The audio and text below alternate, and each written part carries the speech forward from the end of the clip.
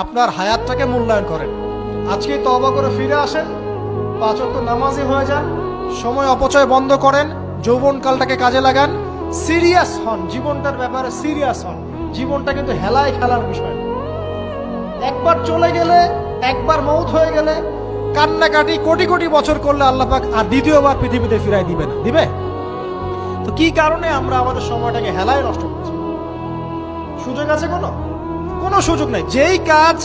যেই কাজের পরকালীন কোনো ফায়দা নাই সেই কাজে আমি নাই। সোজা কথা বোঝেন? যেই কাজে পরকালের কোনো ফায়দা নাই সেখানে আমি নাই, এরকম আকীদা লাগবে।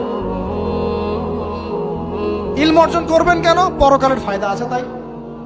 নামাজ কেন পড়বেন? পরকালে ফায়দা আছে তাই। প্রেমের সম্পর্ক করব না কেন? পরকালে ফায়দা নাই তাই। এই গান এই মিউজিক শুনবো না কেন? আমি পরকালে কোনো ফায়দা নাই তাই।